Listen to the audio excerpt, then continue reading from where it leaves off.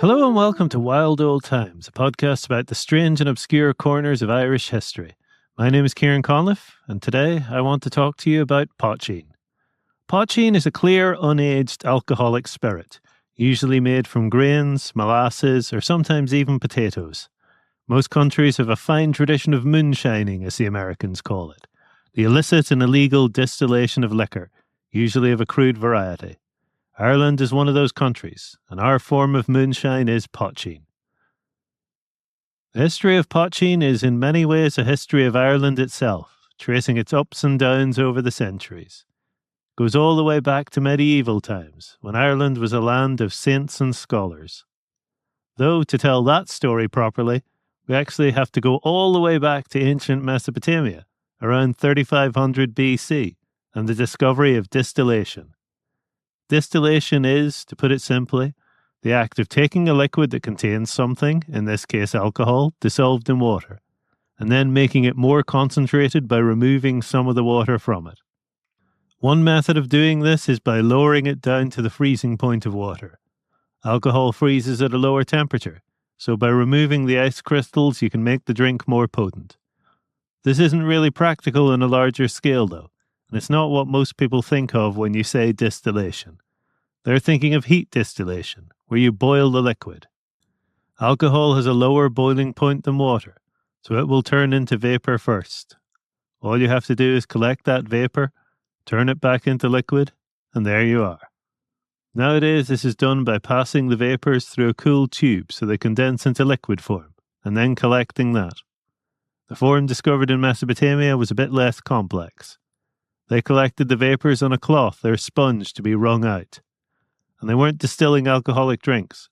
They did this in order to make perfume. It's not actually clear exactly when someone figured out how to use it to make strong alcohol. The ancient Romans knew that the steam from boiling wine was flammable, but didn't do anything with that information. More advanced distillation techniques meant that by the 13th century, methods of creating aqua ardens, or burning water, were known to most European and Arabic alchemists. This involved using a metal still with a condensing tube, just as would be seen today. As to who decided to start drinking this mysterious substance, that's not clear. One person who is sometimes credited is a Spanish monk named Ramon Llull. Another person who might have come up with it is Jean de Roquetelet, a French monk and alchemist. Either might have copied the other. Monasteries tended to share knowledge freely back then, but a lot of the books they used to do it have been lost. And writing passed back and forth in trade routes as well, which may be why China developed distillation around the same time as Europe. John does have the distinction of being the first person recorded to have renamed aqua ardens to aqua vitae, Latin for water of life. This new invention spread to Ireland through the same knowledge-sharing network. The first written record of it is in 1405 in the annals of Clonmacnoise Monastery. They mention a local chieftain who died after a Christmas party where he took a surfeit of aqua vitae. In other words, he died of alcohol poisoning due to underestimating the strength of the spirit. They were writing in Latin, but in speech the literal translation of aqua vitae was used. Ishka baha. This is where the word whiskey comes from. Incidentally, the 1405 date is earlier than the first mention of Scotch whisky in 1494, something Irish distilleries love to point out when they get a chance. This new process remained the domain of monks and alchemists for the moment, though. It was slow and laborious work, and not worth the effort for producing it as a drink for any but the most wealthy. Instead, it was mostly studied as a possible medicine. Jean de Roquetelet gave it the name of aqua vitae because he believed it was a cure for all illnesses. In the meantime, it was fermented drinks like beer, wine, and mead that were the drink of the average person. Rural brewing in Ireland was a grand old tradition, as it was in most of the world.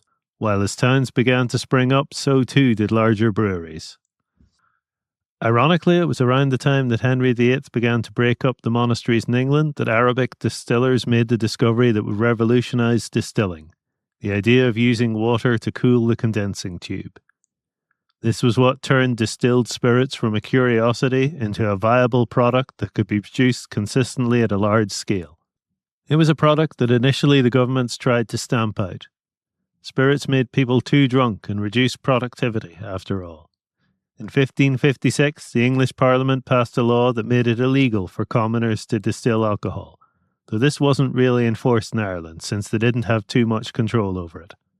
But over the following century, as they increased their control, they also evolved their stance on alcohol. They began granting licenses to distilleries.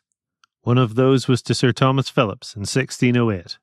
He was a landowner in County Antrim, and the Bushmills distillery near the Giant's Causeway claimed to still be operating under that license. That is why they put 1608 at the top of their label. In 1661, the Crown began levying a tax on alcohol production, and this is where the line began to be drawn.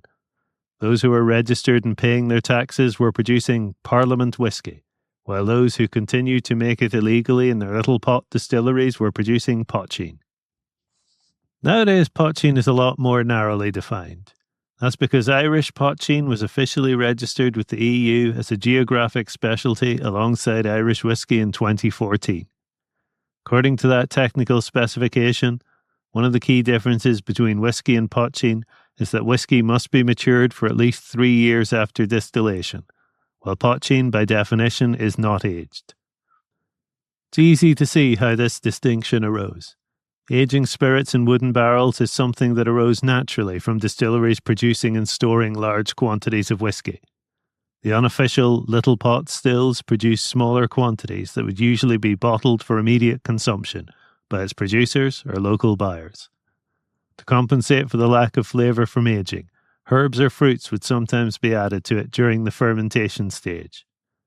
Incidentally, the only additive allowed in Irish whiskey is caramel. Small amount can be added to even out the colouring between different batches of whiskey from the same brewery, since normally the colour can vary even from barrel to barrel. The other key distinction between the two is their ingredients.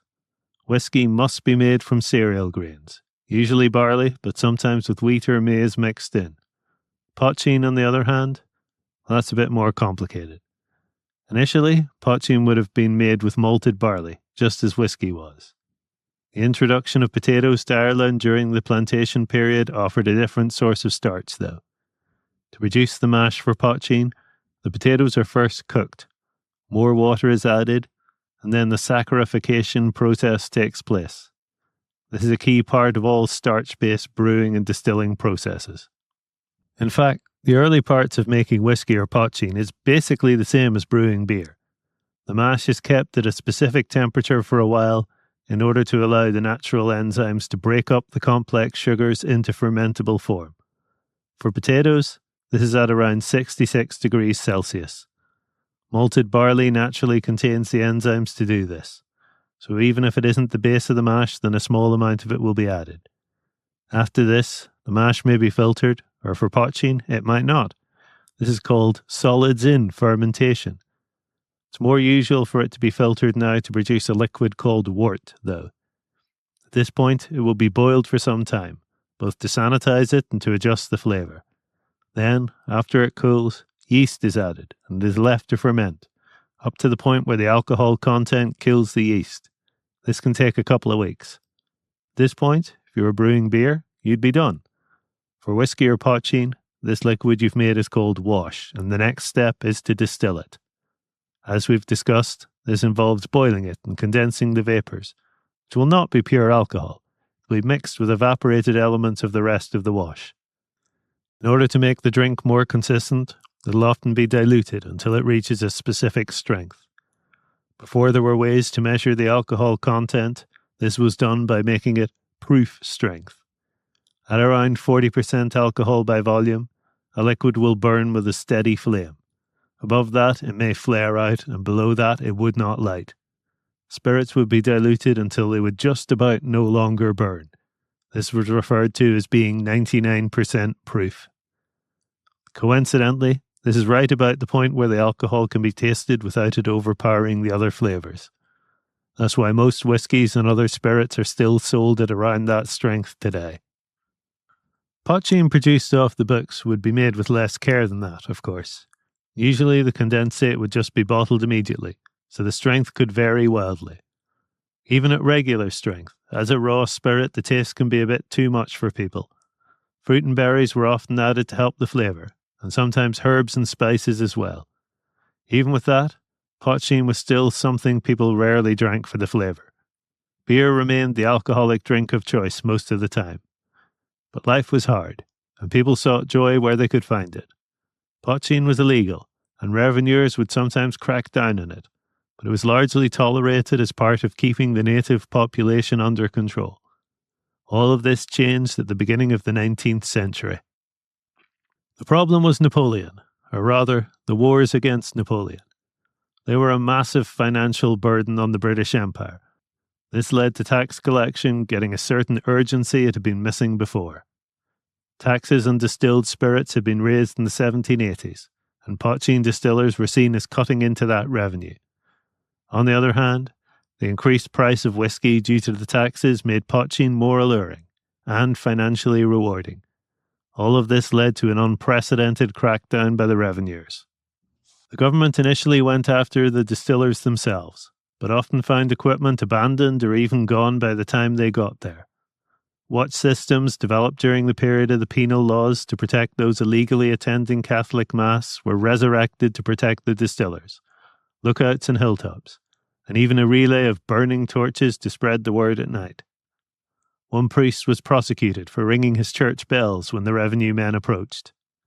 Soldiers were attacked with stones, revenue officials were attacked, and one family suspected of being informers had their house burnt down.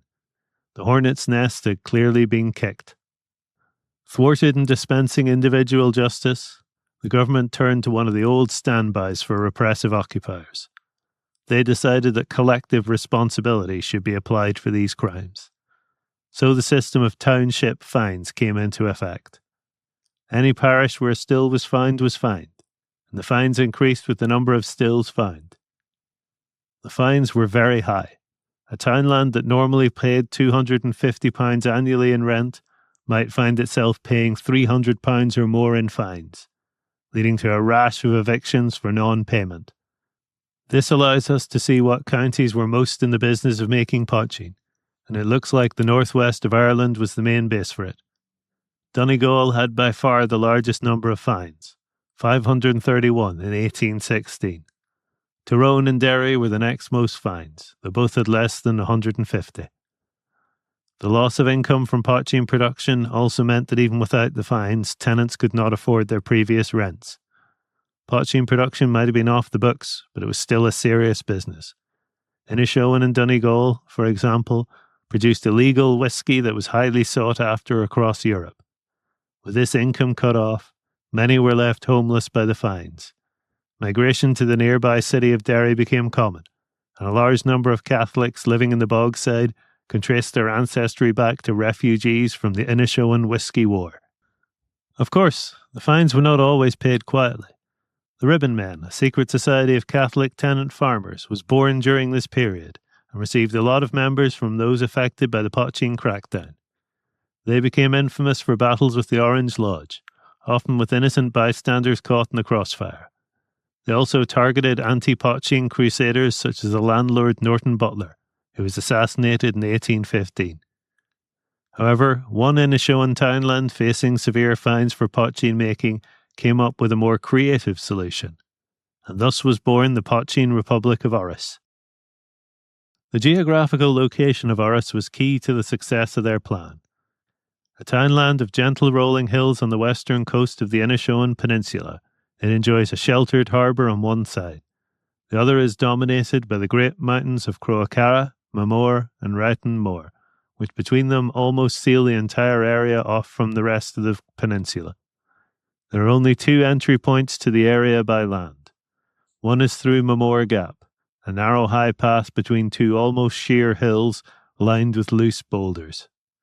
The other is through Crossconnell to the east, where a single road cuts along the coast. The people of the townland barricaded the road at Crossconnell and collapsed the loose rocks of Mamore into the gap.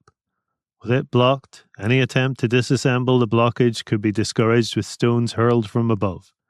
Some stories even have them arming themselves with cannon taken from a wrecked British frigate and using those to defend their pass.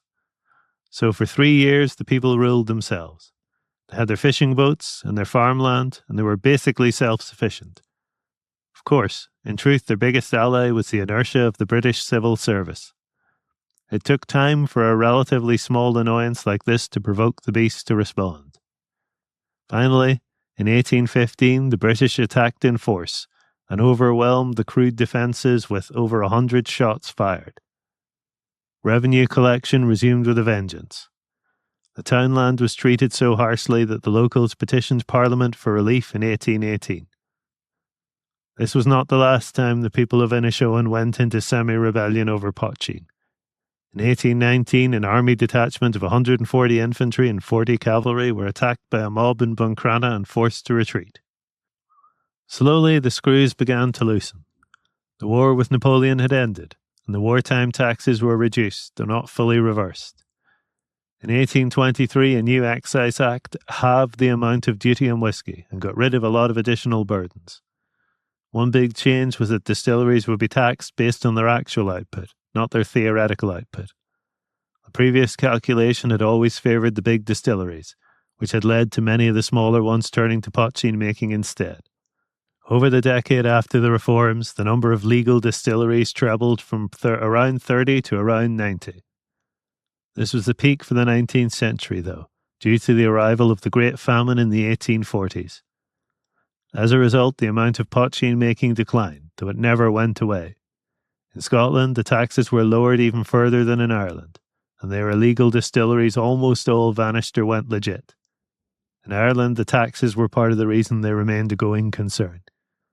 The other was the legal restrictions on Catholic, and the pressure they'd have faced from the Protestant-owned businesses. So a lot of them decided they were better off staying off the books. In 1836, a former army officer named William Brereton was made head of the Revenue Police, an armed force of 1,000 men at this point. They had greater powers than the regular police. They could search any premises without a warrant, destroy property suspected to be used for distillation, and attack civilians with complete impunity. On at least 3 occasions, excise men were absolved of murder charges because it had happened in the line of duty. Despite this, they barely managed to make a dent in the poitín industry. A lot of this was because they received almost no cooperation from the regular police. The policemen had to actually live in these communities after all, and they weren't going to put their necks on the line for a group their neighbours hated. A group of men who were paid more than them, acted like they were better than them, and did nothing to make them want to help them. It was a bit of a shock to the police in 1857 when the revenue police were abolished, and they were the ones landed with the unpopular duty of hunting down poitín makers. Wasn't a job without its perks, though.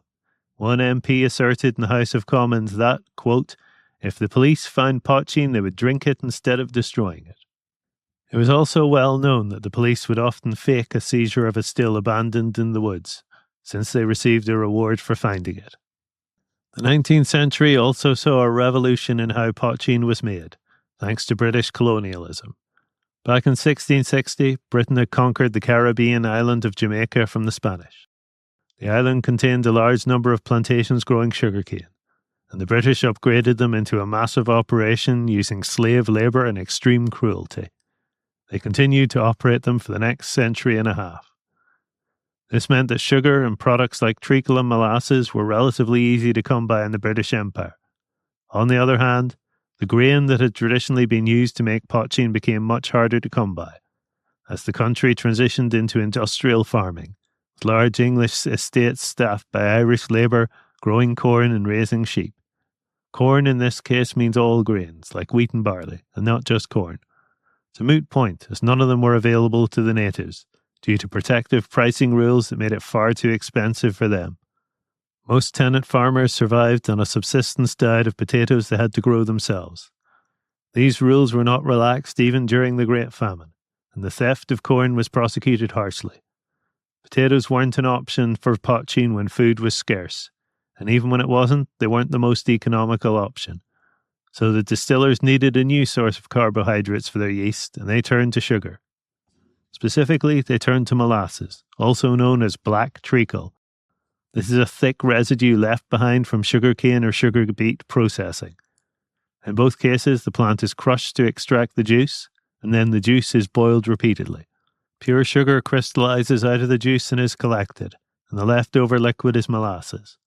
Since it was a waste product, it was relatively cheap, which suited the poitín makers perfectly. Initially, it was probably more often cane molasses, but as the European sugar beet industry grew during the 19th century, they would have moved on to using it instead. As a waste product, it was far cheaper than buying actual sugar.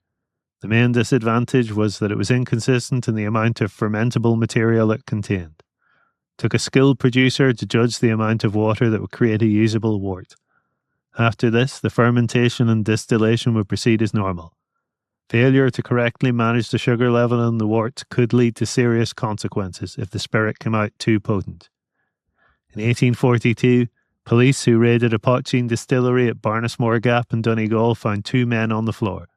One was unconscious from alcohol poisoning. The other was dead. Aside from that rather serious safety wrinkle, this variety of poitín is basically a form of unaged white rum. As with other types of poitín, though, berries or herbs would often be added to take the edge off the raw flavour. The Irish War of Independence led to a sudden upturn in poitín production, as it disrupted the flow of Parliament whisky while distracting the police. In fact, it reached the point where the Republican leadership had to crack down on it. It was disrupting their ability to fight. They also had their own objections to drunkenness, of course, so it's not surprising that poitín remained illegal after Irish independence. Despite that, it was still produced, and it came to be embraced as a part of the new Irish identity. It even transcended the border on the island. During World War II, American soldiers posted to Northern Ireland were told in their guidebook, quote, "Up in the hills, you may be offered an illicit concoction known as Poitin. Watch it. It is dynamite." As Irish society became more conservative in the post-war years, poitín became less and less public. Ireland sought to present a sanitised version of itself to the world as a modern nation. Poitín played a part in that myth, referenced in films like Darby O'Gill and The Little People, but without any reality to it. This slick and shiny surface was punctured in 1978 by a film called simply Poitín. It was produced and directed by the legendary Irish filmmaker Bob Quinn. He ran a filmmaking course for the local people in Connemara, and as part of it asked them to write a script for a film. One of them, written by a local man named Colleen Barrage, caught his eye and he decided to produce it. It was the first feature film ever made entirely in the Irish language, though this also meant that the content initially flew under the radar of most people. It was also the first film funded by a grant from the Arts Council of Ireland. The film tells the story of a poitín distiller named Micheál, played by Cyril Cusack. He is the preeminent distiller in the Connemara Gaeltacht, selling his product through an unscrupulous pair of criminals, Lowris and Schlean. They are played by Neil Tobin and Donal McCann. McCann was the only actor in the movie who wasn't a fluent Irish speaker, but with the other actors coaching him, it's not really noticeable in the film. When a shipment of poitín is confiscated by the Gardaí, that's just part of the risks of the trade, until Lowris and Schlean steal it from the Gardaí. They threaten Micheál with violence when he asks for his cut, while the local Garda sergeant is furious that his high-profile bust has gone missing. This type of plot will be familiar to any fan of modern drug dramas like Breaking Bad, and it exposed the ugly side of the poitín industry while mixing it with a vein of dark humour. The most outrageous part of the film was its portrayal of Garda corruption, shown on the poster with the sergeant having a bottle of poitín in a full glass in front of him. Most people in Ireland only found out about the film's content in 1979, when it was shown on RTE with subtitles. The result was national outrage, with Bob Quinn being called a disgrace. As a result, the film was effectively buried, though it became a cult classic in later years and is now regarded as a landmark of Irish cinema. 1987 was the year poitín finally became legal, at least in a limited sense. Oliver Dillon, the owner of Bunratty Winery, was granted permission by the Irish Revenue Commission to make and sell poitín. It was the only distillery in the country given that permission, and it came with a catch. He was allowed to sell it anywhere in the world, except Ireland. It was the result of extended lobbying, and it paid off for Dillon, with the novelty of the forbidden drink making it sell well to tourists. One American, interviewed by RTE, reminisced about drinking illegal poitín years before, smuggled out of Ireland in a container for holy water. He said that it was nowhere near as smooth as the Bunratty version. And that was the real catch. A crack had been opened for poaching, but it was a tame and civilized version. In 1997, it was fully legalized. In 2008, it was given geographic indication status by the EU, along with Irish whiskey and Irish cream liquor. In 2015, the spirit had its production methods codified by the Irish government in a technical file, which was revised in 2019. That file was based on research and attempted to create a version of poaching that remained authentic, while also being safe for the modern world. It's difficult to say if it succeeded. Although legal poaching has become more popular in the last few years, especially as a base for cocktails, it doesn't mean the illegal version has gone away. As recently as 2015, a rural still in County Tipperary was raided by the Customs Service. For many people, the essence of poaching is that it exists outside the law, symbol of the Irish spirit that could not be caged. If that's true, then maybe it will never go away. This has been Wild Old Times, a podcast about the stranger corners of Ireland and Irish history. The opening theme is The Cat That Ate the Candle. The closing theme is The Parting Glass.